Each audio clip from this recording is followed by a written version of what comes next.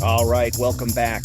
Today we're talking about jetpacks. We're talking about flying cars, artificial intelligence, and the day Chris almost got murdered by some dude.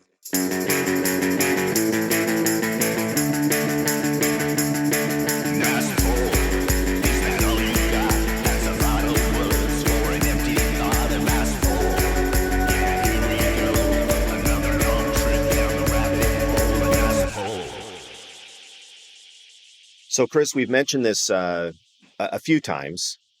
We've mentioned back in the 50s, certainly in the 60s when we were little kids, and all throughout the 70s, we dreamt of this super futuristic society, right? That we thought would basically, be there for us right around the year 2000. I remember the year 2000 was a big deal, right? We mentioned this, I think, once before, but we were pretty convinced that by then, for sure, we would all have, at the very least, a flying car, probably jetpacks, and we would probably be traveling, from place to place in supersonic tubes, beyond the speed of a normal subway. I don't know. I mean, maybe even teleportation. And we certainly thought that we would probably have a base on the moon, maybe even a base on Mars. And that all seemed pretty doable by the year 2000. So I guess my question to you is, what happened? That's a big question. This is like one of those essay questions you would get that was actually like, remember you would get an essay question for an exam, but it was actually like 3 questions. It was like explain, discuss, and list. It was like, wait a minute, this is 3 questions here, right? This is not just one answer. What happened? Well, I think first of all, there was a lot of bullshit involved in the beginning, right? I mean, I think because anybody could speculate and say, wow, yes, we're going to put space stations on the moon, even though there were people knowing how hard it was just to put a couple of guys on the moon, right? Yeah. What it took to get them to return from the moon and then basically have to start over, right? I remember when the space shuttle was a big deal. And what was the big deal about the space shuttle? Is because it wasn't like disposable. It wasn't a model rocket that just went into space and then, eventually came down in pieces. And then the pilots came home, overestimating our capabilities was probably the first thing that happened, right? It's like, oh yeah, we put a man on the moon, and yeah, next it'll be cities and colonies, and we'll go to Mars, right? What have we done on Mars? We got a few cameras on Mars, right? We never approached Mars. There's been a ton of movies about those first missions to Mars, and they're hard to watch because in the back of my mind, it's like, yeah, we haven't even gotten close to Mars yet. And here you're like telling me that all this stuff's going to happen, and all these guys are going to go there, and they're going to, and it's just like reality kind of sunk in. I think number one is that it was probably enormous goals to think that, right? To just all of those things like, yeah, colonies and space stations and spaceships and transporting, I think, and number 2, probably costs, right? When it was just like, because all the years over, they talked about like, maybe we don't need a space program. And they had to literally have their own campaigns explaining why you needed a space program, right? It wasn't just about all these things that were byproducts of the space program that had nothing to do with like landing on the moon, right? So I think probably the cost and it's like, yeah, this is really, we don't really have the money for these kind of things. And then we probably just didn't have, I don't know, the interest. It's just like, I think, I'd like to go live on the moon, but go figure that out, and then I'll check in with you later. I don't know if you could how many of those projects you could have going on, at the same time. I would give a body part for a jetpack, right? I think you and I have had jetpacks. Yeah. If there's one piece of technology that I could have, a jetpack would be so freaking cool to, make your commute to work easier, to make any trip easier, to not have to sit in a car, to not have to be in traffic, to just literally doing your jetpack thing when you wanted to, covering a lot of ground. Everybody wants to fly, right? I think if anybody ever says like, to me, when it's like, what superpower would you want to have and why? It's like, and everybody always has like these ridiculous answers. It's like, flying. That's it, right? You don't want to turn invisible. You don't want to have super strength, right? You don't want to have X-ray vision. Maybe some people want to have X-ray vision, and we know why. But flying would be better than anything because every time I see a goddamn crow again, here we go back to crows, those bastards can fly. I can't fly. I can't even come close to flying, right? But Yeah. damn, I would like, give me flying every day of the week. Well, so I know, and I really got close to the jetpack dream. You've seen those jetpacks that are Mm-hmm. basically over the water, and the way that they fly is they're shooting a stream of water out of the back of it. So you're basically hooked up to a jet ski, and you're using the water that's flowing through the engine of the jet ski to get lift. And it was a lot of fun, Right. but it wasn't a real jetpack, right? But here's the thing. When I look at jetpacks, they have them, right? They even had them back when you and I were kids, right? There were episodes of The $6 Million Man where, Mm-hmm. there was a jetpack, right? There Sure. were even TV shows when we were kids. Do you remember a TV show, Chris, on Saturday mornings called, uh, I think it was called Arc One or Arc Two or Something like something that. Or, like that? yeah, I think it was R2. This was a live action show which followed the adventures of, as I recall, it was three young scientists. And they are in the 25th century. Imagine that, the 25th century, Chris. And the world, of course, has been ravaged by what? Pollution. And of course, one of their crew members quintessential chimpanzee, right? That was dressed in a space outfit too, that would help them. And they would just go from settlement to settlement. And one of the guys had a damn jetpack, a real working jetpack, not even a fake one. And so the technology's been around for a long time. And they have like 5 or 6 different versions of it. Like now you've seen there's a little pad. It almost looks like you're standing on a little disc or a circle, and Mm-hmm. that can fly. You've seen the version where they kind of almost have Iron Man, uh, you know, um, jet rockets that are in your fists, right? Your fists are Sure. thrusters, and you have these sleeves, and then the classic jetpack. So really, that technology is here. I just don't think they ever scaled it, right? And flying cars, they are here. Like I'm looking at Instagram right now, and every 4 minutes, I see a different version of an actual flying car, and they all basically are using that same drone technology, right? The blades, the roto blades, to get vertical lift. What's my point in all of this? Um, that technology really has kind of always been here. They just never found a reason to scale it, or couldn't find a way to scale it where it wasn't going to be horribly expensive. But by the way, at the end of the day, think about it. Can we really have everybody flying around? Have you seen how many accidents, if you live here in Southern California, are on the freeway every single day? That's the road. That's on the ground. That's a technology we've been using for decades. I can't even imagine giving every idiot on the highway the ability to fly. It would be insane. It just would be absolute death and mayhem and insanity to give everybody a flying car. It would be impossible. There'd be death. You wouldn't even have to be in the flying car, right? You could be sitting on your patio, right?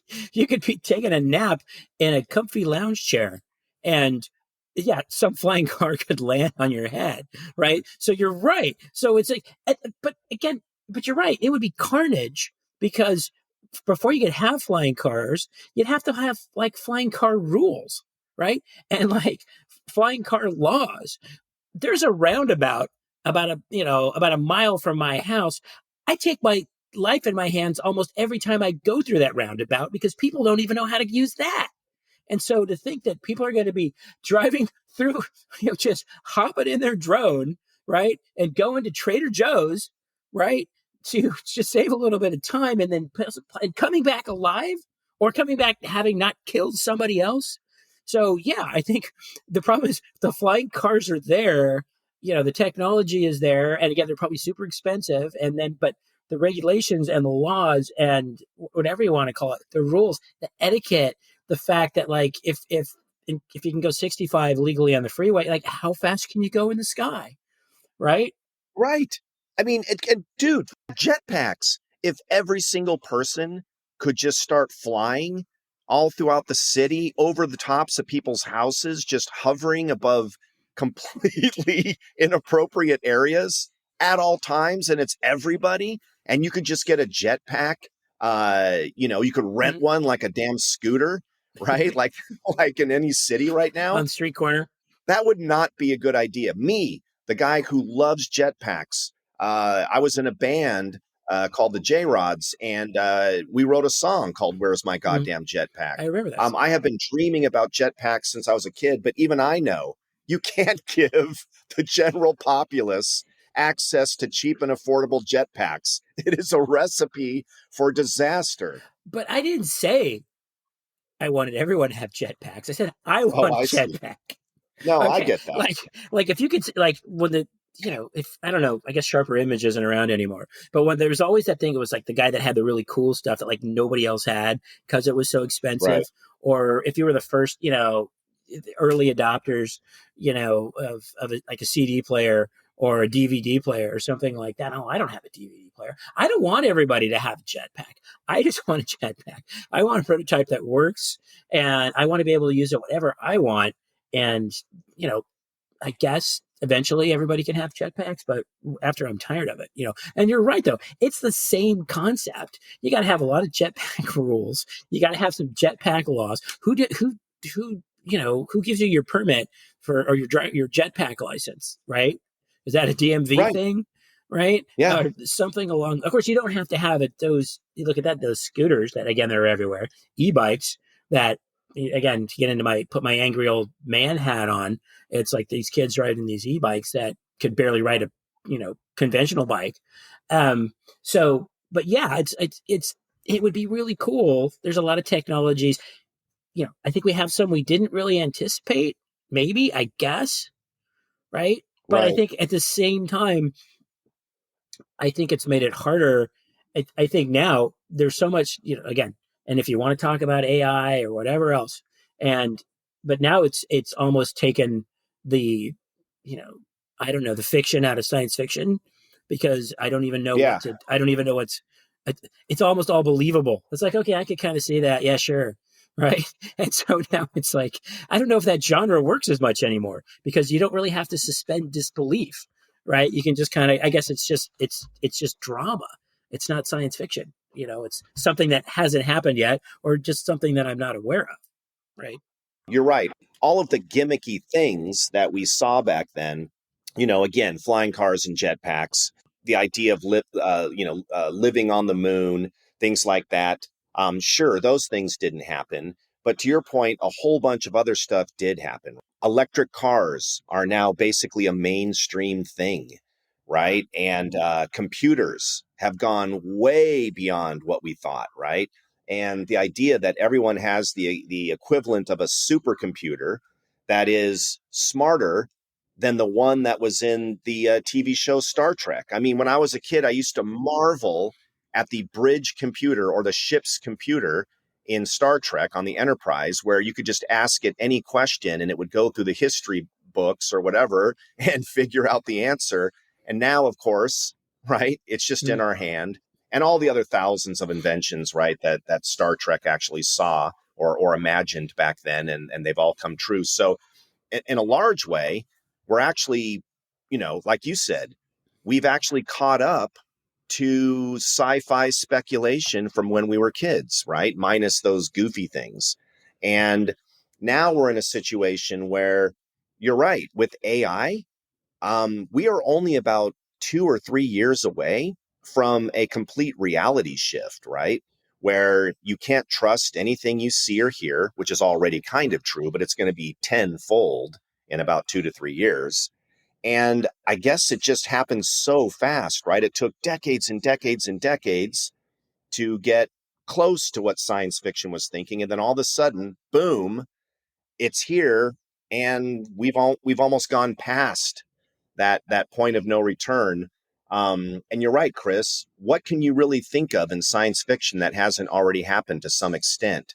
That we talked about that show Black Mirror, which is a current TV show, right? It's been Mm-hmm. around for about 10 years. This isn't a 70s or an 80s show, but kind of like a Twilight Zone. But it always imagines all these crazy things like being able to record all of your thoughts, being able to manipulate the human brain, being able to have everything be a virtual environment and not being able to distinguish between dreams and reality. And basically that's already here, right? So Right. again, what do we think about the future? Well, every show you see now on Netflix and Hulu, all the science fiction now is just dystopian. The most they can now think of with their creative minds is that there's a collapse in society, everything reverts backwards, and now everything is dystopian and post apocalyptic. I guess we've just run out of ideas. Everything sucks basically because when you think about it's dystopian future, it's like I don't think I want to live there, right? And obviously, I'm not going to go live on the moon, but I think I maybe that's what those people were ahead of their time. They're going to say we're going to have space stations. You know, we're going to have space stations in space, and we're going to have colonies on the moon, and maybe we're going to go to Mars because maybe at the same time everybody kind of saw because here 60, 70 years down the road on good old planet Earth, or right, there used to be a show, I think it was called The Big Blue Marble in the 70s, right? It was like kind of an Oh yeah, I remember that. electric company, Sesame Street sort of show. Yeah, so everybody on the Big Blue Marble, things were really going to suck. And you hear that. You hear that in the people like, these futurists who say, oh, we're going to have to, we're going to have to repopulate the planet. And when we think about going to the moon, really that was such a sexy, cool idea back in the day. Me, who loves outer space, who loves rocket launches, who used to love the idea of being in a spaceship, right? I would still love to go into outer space. That would be a real dream of mine before I die. Maybe that will happen. But honestly, sort of like when my dad would watch me watching shows about outer space, he would always say the same thing. Why would you want to be all cooped up inside of a spaceship when you could be in all these beautiful places right here on Earth that are so much better? And honestly, it's not until I got much older that I'm starting to truly appreciate that, right? Why would I ever want to be on the moon? Now, don't get me wrong, if I could visit the moon and stand on the moon's surface, that would be beyond a dream. But I wouldn't want to live there, right? If I could travel in a spaceship briefly, man, would that be incredible to look at the Earth from, the outer orbit there. But I wouldn't want to live there or stay there long, right? So all these notions about colonization and space travel and all that, honestly, it sounds kind of shitty now that I'm thinking about it. It really does. I don't even like to ski. Okay. You got to wear all those layers and you got to wear a jacket and gloves and those stupid ass boots. Again, you want to talk about a technology that's bad? How is the technology, how is ski boots never improved, right? They still suck. Okay. But you got to put all that stuff on and now a helmet and goggles. And your dad was absolutely right. It's like, look at, does that look like fun to you? Maybe that's what made, okay, I think maybe that's when Star Trek made it like super cool because they essentially, they didn't wear any of that bulky stuff, right? They would beam down to a planet, right? They would teleport, right? They didn't have to like get in a ship and land and like be out in the ocean and they didn't have to wear these bulky suits and helmets, right? They had like these cool sort of, they had like these cool pullover sweaters and they were wearing like capri pants with boots, you know what I mean? And it wasn't like anything that was, Right. Yeah. so it looked, it's like, well, that looks kind of comfortable at least, right? The women wore like the go-go boots, Yeah. and mini skirts, right? And that was not, that was not sexist for the time at all. I guess that was just standard for the time. No, not sexist at all. No, no, that was But right, but I mean, they made it look like, they made it look like fun, right? To that regard, when we knew it yeah, wasn't really, you know, like I said, it's really that much work to launch one rocket, right? And the other thing too is you talked about those things. Okay, so the communicators were cool. Like that's if we stay with Star Trek because that's essentially a cell phone, right? You've got it right in your hand, and you can just immediately speak to somebody. sure. And that was like you carried it around, and it was pretty cool. The phasers, though, we've got nothing close to that. right? Do we have any kind of, nobody ever can carry a, Nope. because that was like much cooler than like a gun, right? Because it was, and there's nothing No. even, they Yeah. talk about lasers. I think, maybe they use a laser to clean your teeth or something, right? Or to remove a tattoo, but there's no really conventional uses for a laser. No. Well, there's tons of uses for lasers, but honestly, yeah, the stuff that they use lasers for now is stuff that we never would have Hmm. imagined back then. You know, it's really oftentimes a cutting Right, tool or a measuring right, tool, or getting super precise, measurements and things like that. right. Lasers are amazing, but yeah, we pictured them being hand weapons. And to my knowledge, I mean, I'm sure you could turn one into one, but that never happened. And certainly being able to teleport or transport or dematerialize and rematerialize, to my knowledge, has never happened. That does seem like it's a long ways away. Just to be able to make outer space, like you said, even seem kind of fun, you would really have to be able to go multiple times the speed of light. And you would also have to have assurances that there are inhabitable planets that are beautiful and hospitable and maybe even populated by friendly aliens. I mean, that's a lot of what ifs, right? In order to make it anything less than a Right. hellscape, a void of sadness and death that will try its best, like the outback in Australia, to kill you at every turn, except in this case, also make you want to kill yourself with boredom. So, actual outer space, there is no noise, right? I always love it when they have space battles and you hear the Right. explosions and there's fire, and it's like, no, right? There's no fire in outer space. There's no noise in outer space. An actual space battle in outer space would be the boringest, scariest, weirdest thing you've ever seen in your entire life. Um, and Star Trek, though, I mean, it was interesting, dude, because a lot of things that they did envision back then did come true. Hypo sprays and having a hospital bed that had monitors and all that stuff on there. Just hundreds and hundreds of little inventions. Doors that opened automatically, But like when you walked up to them, like you were going to a supermarket, they might have already had those. But but they made that cool sound. Right.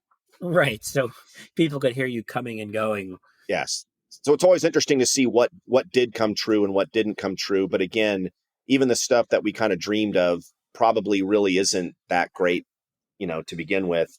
And really, I think, Chris, 7 years from now, we're going to be in a reality that you and I really never imagined as kids. It's going to be so freaking weird. I'm not trying to be super negative. I think there'll be a lot of good things about it. But again, with Mhm. AI, you and I are going to be alive here at a time when they're going to be talking about this for years and years and years. In fact, if we go back to the Terminator, for instance, with the when Skynet Mhm. goes live, right, and eventually the machines realize that they need to terminate all of humanity, are we really that far away from that with AI going sentient? I mean, am I exaggerating here? Am I Chicken Little? I don't know, man.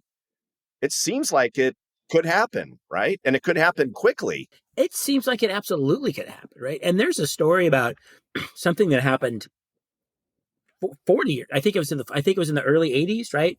When there was some sort of malfunction and it was in Russia, and there was somebody that it looked like there were missiles in the air, and the guy who was on duty just didn't think it was correct, and it turned out to be right, right? And he stopped basically. We're not sitting here right now. Nobody is sitting here right now if not for one guy, right? And now, and I apologize for not knowing the complete context of that, but it was something along those lines. And now that guy's not sitting there, right? Now there's nobody sitting there. Now there's nobody, Yeah. and you're absolutely right. I mean, everybody worries about AI taking jobs. How about AI taking lives, right? And deciding that, like, you know what?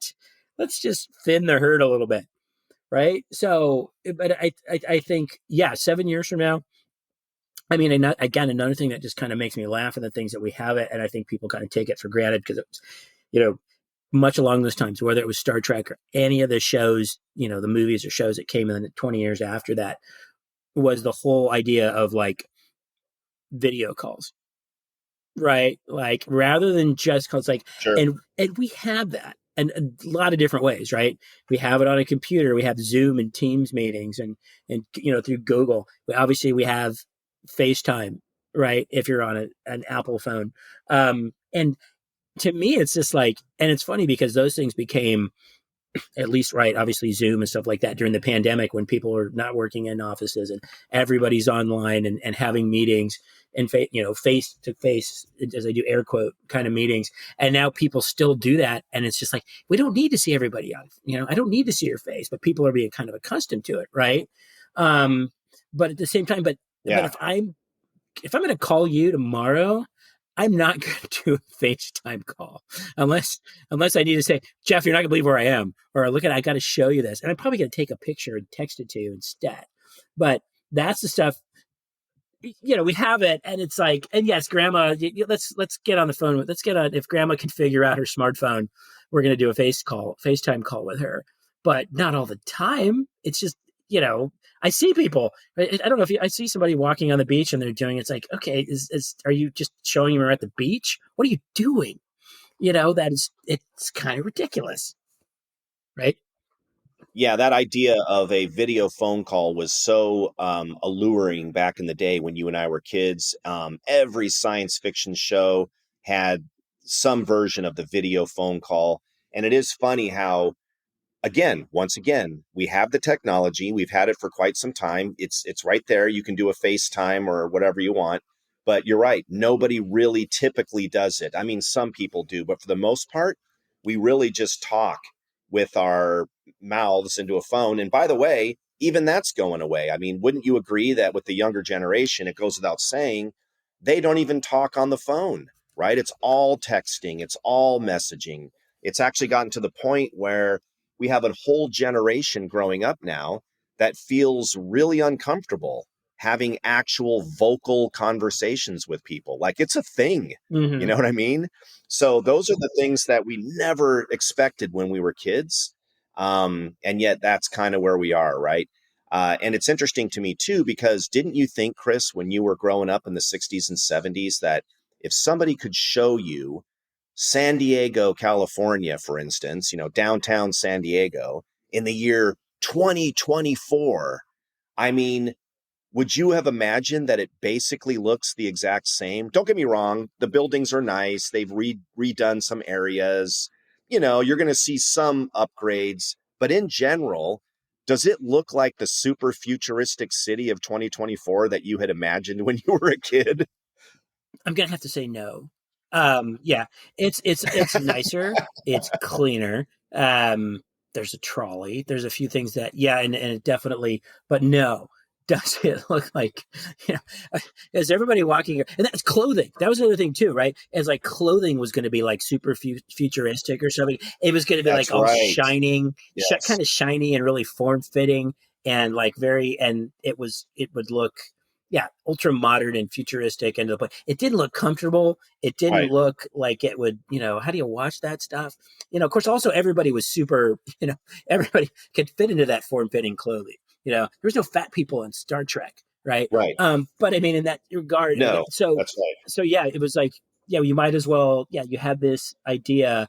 You're right. If somebody had drawn, again, 40 years ago, 50 years from now, here's the city of the future, you're gonna be really disappointed because like, well, we got more trash cans, we got recycling bins, right? To me, it's like we have diagonal crosswalks, which I think is really cool, but I thought maybe we would a little bit better than that, right? After over time, so yeah.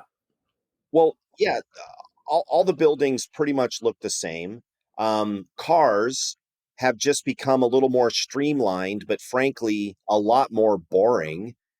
Frankly, the 60s and the 50s had a much more imaginative, cool, you know, uh, outlook when it came to cars, right?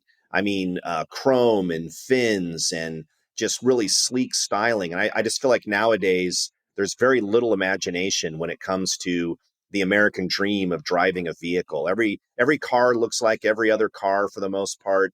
And in fact, clothing not only did not get futuristic, going backwards in time is always a Mm-hmm. trend, right? we're always going back to the 60s, back to the 70s, and borrowing from those trends.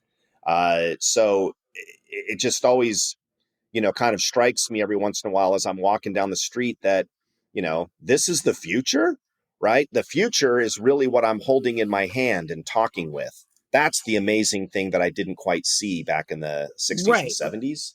But everything else just looks the Well, same. but even with the clothes, though, I think you can make the argument. At least women have to deal with changes and right what's in and what's current, and it's much more much more difficult for them. Whether it was and it goes back and forth jeans and the way that the top this and that tops different things they wear shoes. I think women have a much harder time. I think the funny thing is outside of that you could put a guy in a pair of jeans and sneakers and a collared shirt in 2024 and drop him into 1984 and he'd look almost the same. Maybe his hair would be a little bit different, but I think those things have, Yeah. it's funny how those, at least for half the population, have remained, again, khakis and polo shirts, man. It's like, yeah, it didn't matter what era you were in, you could sort of, you could fit in. Again, maybe your hair would look a little bit different or something like that. But yeah, you're right. I mean, vastly disappointed in the things that haven't happened that we thought we were going to happen, and so now you're right. I don't know what to expect of the next 20 years, except for stuff that, like you mentioned, I probably won't like and think, oh, this is not what I was envisioning, right? So I know that there were some really good writers back then, science fiction writers back in the 50s, 60s, 70s, obviously, that definitely imagined, that society would be very different in the future. Obviously, we can easily go back to George Orwell. That's a pretty common outlook, right, on a dystopian future, right? 1984, which coincidentally is the year you and I graduated from high school, 1984.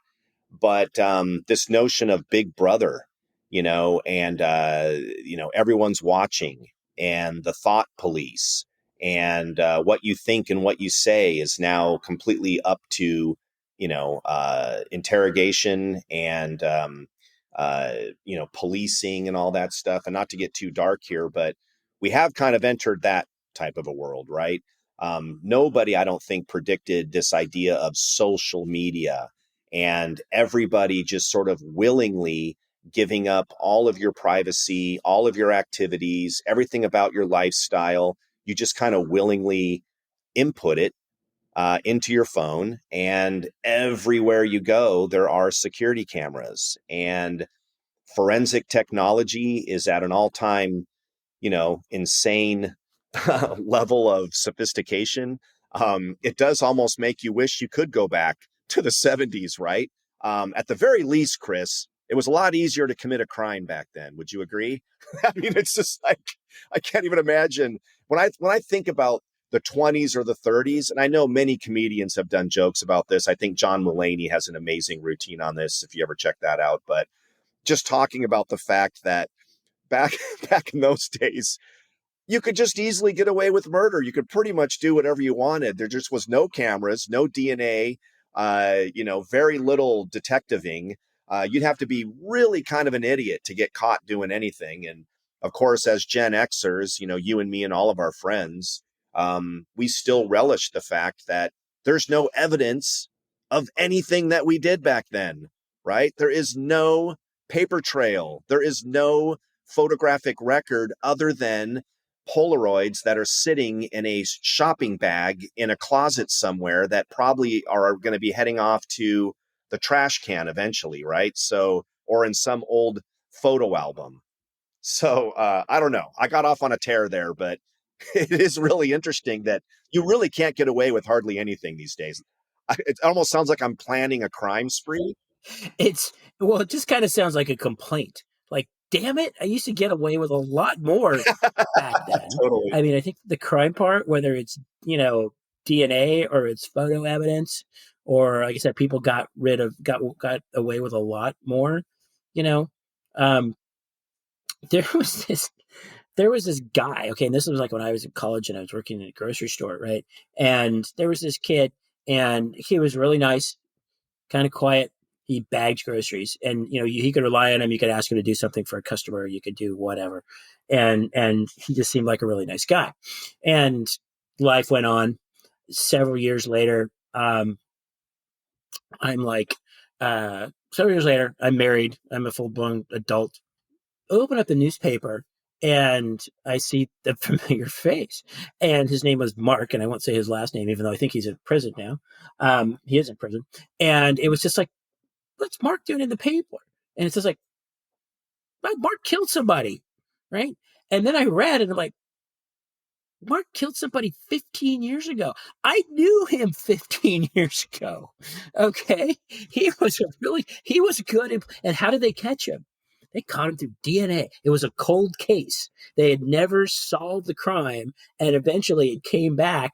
And it was just, and again, it was kind of weird. It's like, he didn't kill somebody like, 6 months before.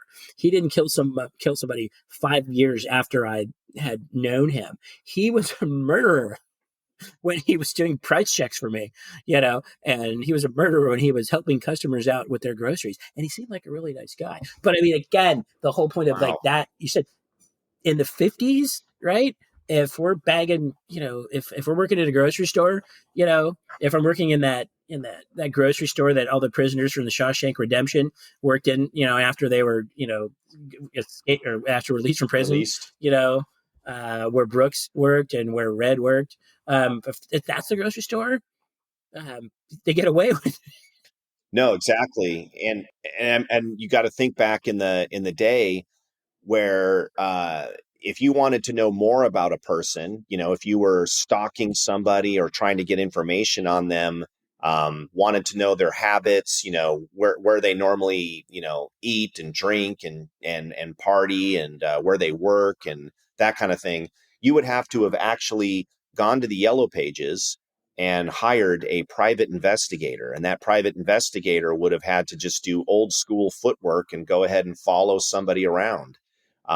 Nowadays, all you have to do is get your phone and go check out right social media accounts, right? You see it all the time in TV shows and stuff, but I mean, it's like, you know everything about everybody. That's the whole reason I think people love Facebook. Let's be honest, is number one, you get to kind of brag and show off on some things that you're proud of and good things that are happening in your life, but you get to passively stalk all kinds of people, right? And it's just insane the amount of information, especially people that are constantly tagging themselves wherever they go. So and so just had a taco at Alberto's in Pacific Beach. Or again, the information they get, and you could take that a step farther. It's like, hey, having that taco at Alberto's is one thing, or I'm at the baseball game. That's another thing. But hey, I'm in Rome and I'm checking out the Vatican for the first time. It's like, maybe you want to put those, you want to share those pictures. Great. We've all done it. Maybe you want to wait till you get home, right? Maybe you don't want to tell the whole world that, you know what? I'm not home. I'm nowhere near my house. If I got on a plane right now, I couldn't be there till probably, a good 15 hours from now. If you talk all the waiting around and check flying and back and forth, so it's like, maybe you want to hold off on that one until you're gone. Here are my vacation pictures that I'm back from, and my house is occupied and it's not emptied. And I always thought that was a little bit, strange in that regard. Like maybe again, and people do tend to overshare, and we all, we understand the reasons why.